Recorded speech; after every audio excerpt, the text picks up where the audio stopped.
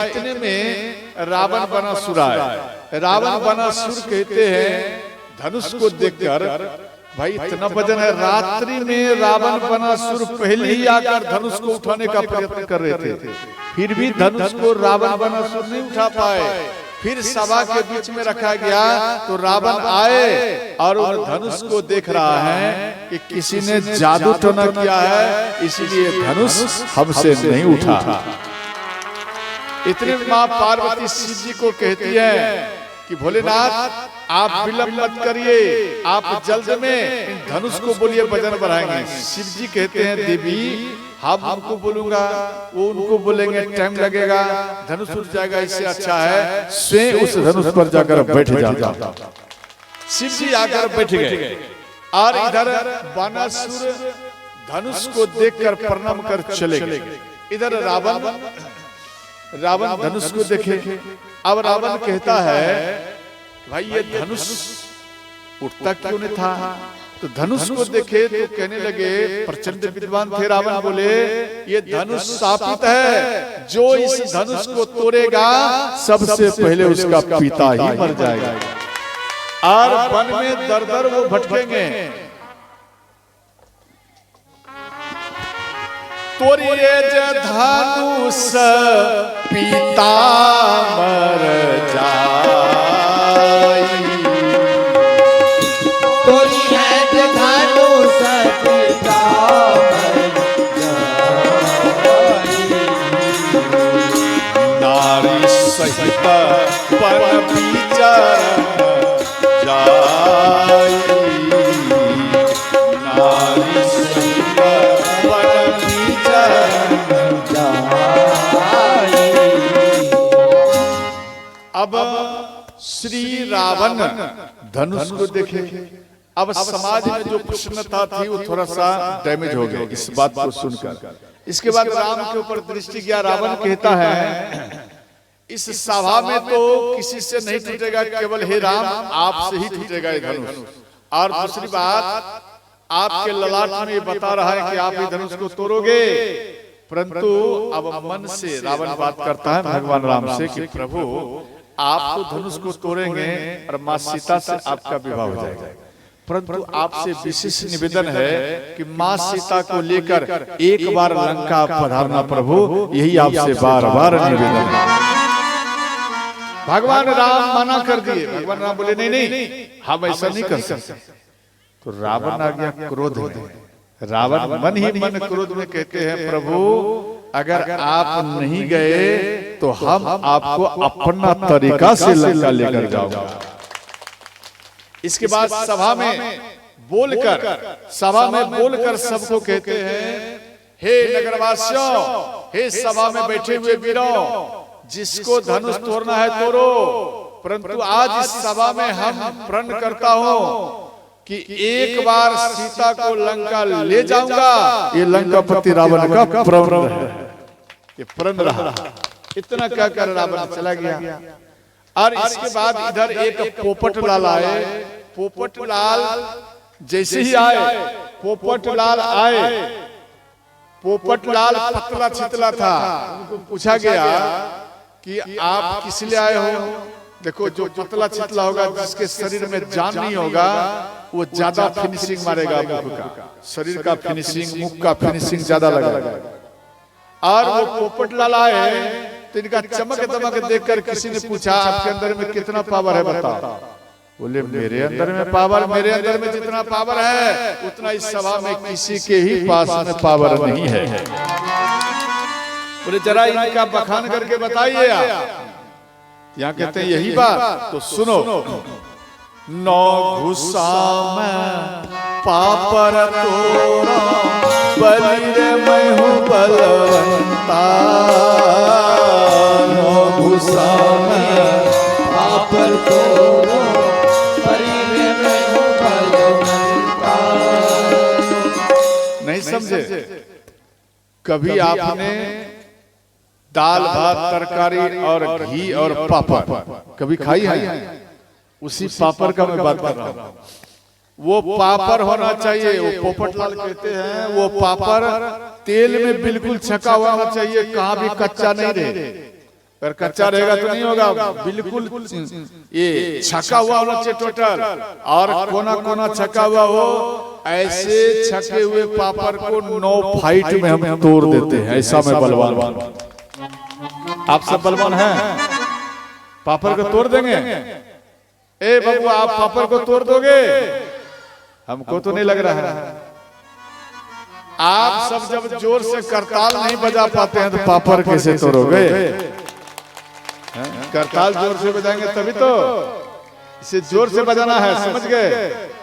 यहाँ पर कहते हैं 9 घुसा पापड़ तोड़ा, बलि रे मैं हूँ बलवंता। 9 घुसा पापड़ तोड़ा, बलि मैं हूँ बलवंता।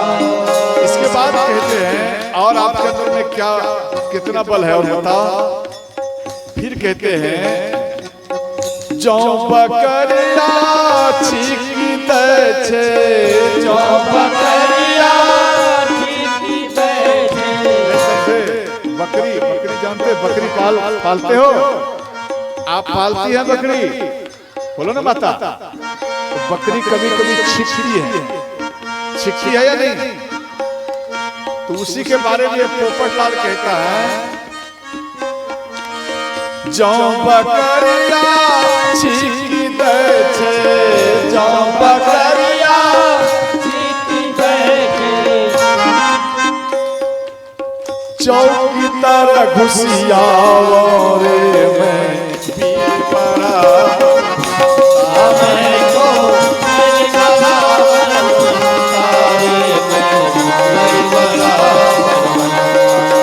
हर हर महादेव।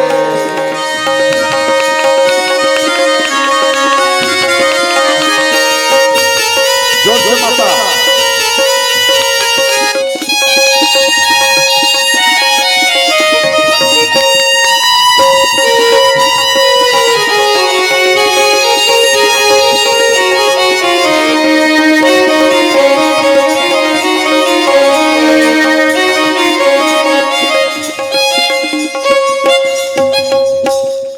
इसके बाद अब पोपटलाल के बाद जितना भी भूप सब थे, ये देखो पोपटलाल के बारे में, उसको जब बकरी छींक देती थी ना, वो चौकी के तर में घुस जाते थे पोपटलाल, डर के मारे, ऐसा बलवान थे।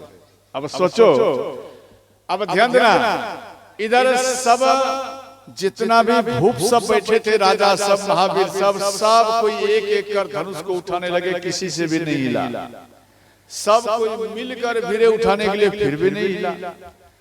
तो महाराज जनक जी मन में सोचे, अब लगता है कि वीर ये पृथ्वी से खाली हो चुका है, अब हमें मरना ही अच्छा है, अब मेरा प्रण ये फेल कर चुका है। तो तलवार निकाल कर गला काटने के लिए जा रहे थे। लक्ष्मण जी हाथ पकड़ने बोले, आप तो ये मालूम नहीं है, अगर एक भी रघुवंशी किसी भी समय में बैठा हुआ है, ये प्रण करने से पहले 10 बार सोच लेना चाहिए। और ये आप धनुष की बात करते हो, ये पूरा पृथ्वी को कच्चे घड़े के समान चाहो तो एक हाथ में उसको मसल सकता। ये धनुष क्या है? तो श्री भगवान राम ये लक्ष्मण जी को बिठाए। गुरु विश्वामित्र बोले, हे राम, आप जनक महाराज के सुख का हरण करो, अब वो समय आ चुका है। श्री भगवान राम जैसे ही बैठे हुए थे, खड़े हुए, तो सब कोई प्रसन्न हो गए। सब कोई प्रसन्न होकर राम का दर्शन करने लगे। जिनके रही भावना जैसी, प्रभु मूरत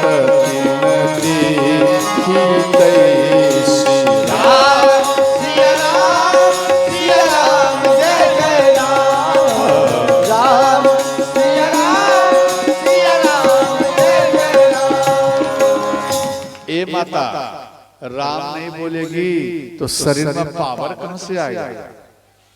तो राम बोलती है, राम बोलो राम, तभी मिलेगा खाने के लिए पुआ और पकवान, और फिर घर में मिलेगा आराम। समझ गए? इसलिए जोर से बोलो राम। शंकर समझ गए? यहां दिया गया श्री भगवान राम जब आगे बढ़े, जिनके रही भावना जैसी। कोई माँ है तो उनको बेटा का दर्शन दिए, कोई भक्त है तो उनको भगवान का दर्शन दिए, कोई दैत्य का दत्त का भाव है तो उनके लिए महाकाल जैसा दर्शन दिए, कोई पहलवान है तो उनके लिए महावीर जैसा उनको दर्शन दिए। और अंत में वो धनुष के पास में आए भगवान राम प्रणाम। तो शिव जी भगवान राम 108 बार परिक्रमा की और इसके बाद प्रणाम किए तो शिव जी बोले प्रभु श्री राम को, प्रभु अब हमारा यहाँ कोई काम नहीं, अब मैं कैलाश में जा रहा हूँ, अब इस धनुष का आप स्वागत करिए। भगवान शिव चले गए, इधर भगवान राम उस धनुष को उठाए। ध्यान देना, तेही क्षण राम मध्य धनु तोरा, अर्थात 12 बजे का दिन, ना इधर ना उधर, 12 बजे के मध्य दिन में श्री भगवान राम धनुष को उठाए। यहाँ तक सबने देखा। और जैसे ही धनुष को तोड़े, जैसे धनुष को तोड़े तो जैसे बिजली कड़कती है तो सबका नयन बंद हो जाता है। ठीक उसी प्रकार से उस धनुष से एक ध्वनि और बिजली जैसा चमके, सबका नयन बंद रहा और धनुष टूट गया और भगवान राम रख दिए। फिर सब कोई नयन देखे और सबको बोले अरे देखो देखो भगवान राम धनुष को तोड़ दिए। बोलो श्री रामचंद्र भगवान की जय। और इसके बाद माँ सीता सखियों के साथ में आई, भगवान राम को माला पहरा रही है। परंतु भगवान राम थे 21 वर्ष के और माँ सीता थी 12 वर्ष की। समझिए, माँ सीता है 12 वर्ष के, भगवान राम 21 वर्ष के। अब तो डिफरेंस तो हाइट में भी होगा ना। तो सखिया कहती है हे राम झुक जाओ ना। भगवान राम झुकने के लिए जा रहे हैं कि माँ सीता माला पहरा। जैसे ही झुकने के लिए जा रहे थे तो लक्ष्मण जी कहते हैं भैया सावधान, हम रघुवंशी किसी भी स्त्रियों के सामने झुकते नहीं है। अब सीधा हुआ, भगवान राम फिर सीधा हुआ।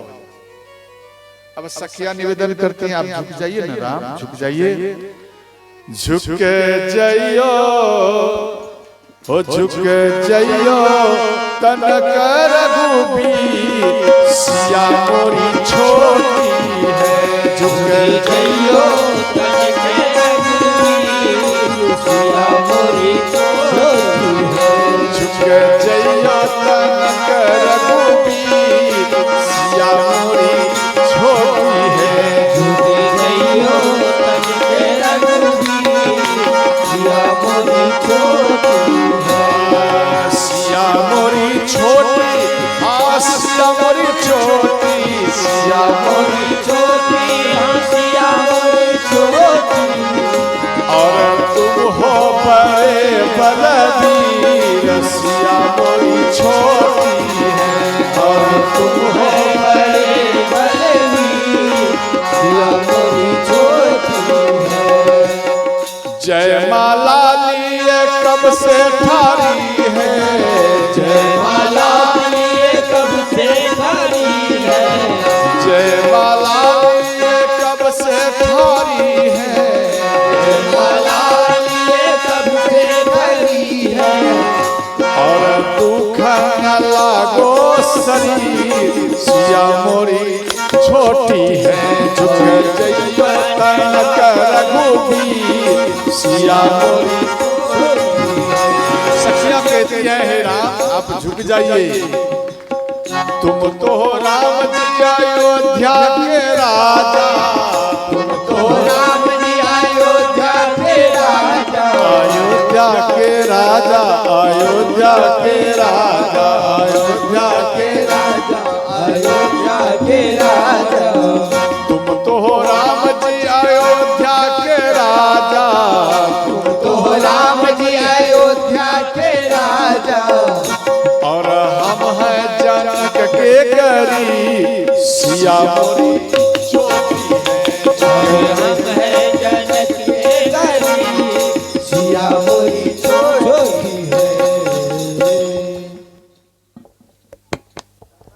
श्री राधा, ध्यान देना। यहां पर दिया गया श्री भगवान राम के सामने में आए और देखो सखियां मनाती हैं आप झुक जाइए, राम नहीं झुक रहे हैं। तो लक्ष्मण जी को विश्वामित्र बुलाए, इधर आओ, तेरा भैया इतना बड़ा कार्य किया है, तू एक बार भी भैया को प्रणाम किया? बोले गुरु जी नहीं किया। जा मेरा आदेश है, चरण में दंडवत प्रणाम करो, जब तक तेरे भैया तुझे ना उठावे तब तक उनके चरण को पकड़ कर रखना। गुरु जी के बात को मानकर लक्ष्मण जी भगवान राम के चरण में गिर गए। भगवान राम कहते हैं भैया लक्ष्मण क्या बात है, उठो। बोले नहीं भैया, जब तक आप नहीं उठाएंगे तब तक हम आपके चरण को नहीं छोड़ूंगा। तो भगवान राम समझ गए गुरु जी का अब इच्छा हो चुका है। जैसे ही भगवान राम झुके लक्ष्मण को उठाने के लिए, माँ सीता तुरंत माला पहरा दी। बोलो सीता मैया की